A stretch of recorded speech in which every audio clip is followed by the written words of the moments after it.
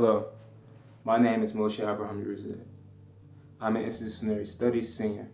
My emphasis are in political science and human rights. My minor is in geography with an emphasis in sustainable development and geopolitics.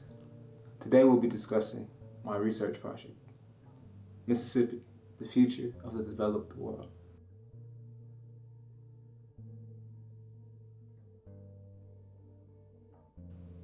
I named this project The Future of the Developed World because we live in one of the most degenerated states in the United States, the most advanced country in the world.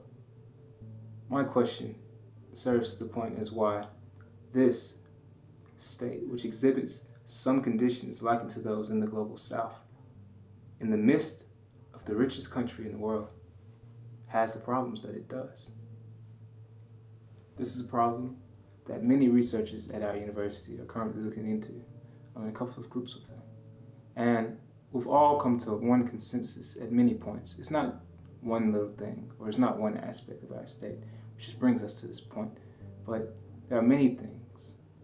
The overarching aspect, which dominates many of the perspectives around this research, is the socio-political conditions in our state.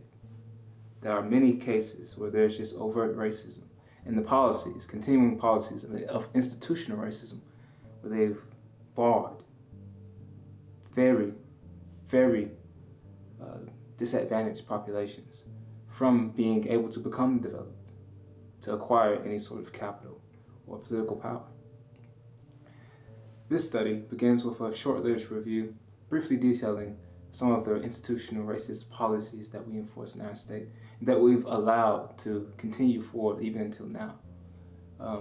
I exhibit a few case studies of exact instances where modern banks, institutions, are still entertaining practices such as predatory lending, gerrymandering, just blackholing people, in many cases, minorities and underrepresented groups. Beyond that, and the general plight of the study, we move forward on to my research question, which is not only what are some of the historical barriers, pollutants, some of the inhibitors of these terrible conditions, but what can we do to actually change them?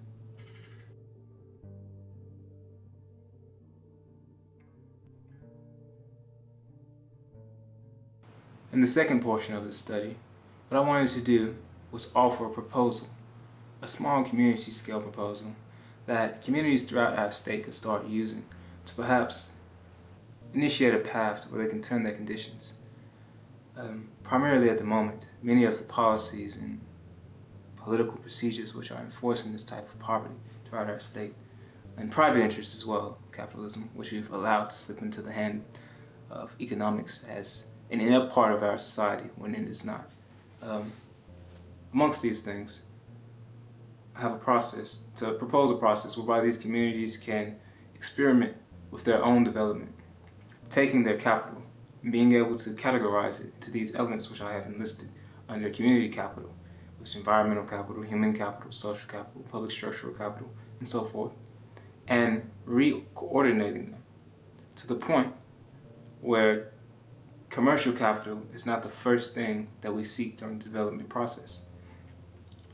The study generalizes the proposal so that each community can categorize itself into these aspects. And once that has been done, the final portion of the study is rearranging those capitals and aligning them in an order where these communities can begin to make stable progress in the opposite direction of where they're headed now. Because many of our procedures and our methods are just not working. The traditional growth model for economics is long dead. We've seen its due in many undeveloped countries around the world. This, along with countless other research initiatives and broader questions which I have about the fundamental theory behind how we have our society structured and methods that we can change that, all embody the study and pinpoint its accuracy. That same mode of thought of a difference in our theory, the epistemologies of what we believe as being our reality as true, and changing that in Mississippi, which is the worst, the absolute worst case in the developed world where we could have these problems. So I think that with this study, if anything can be corrected here, it could be scalable and realized for states throughout our entire country. That's on the beginning.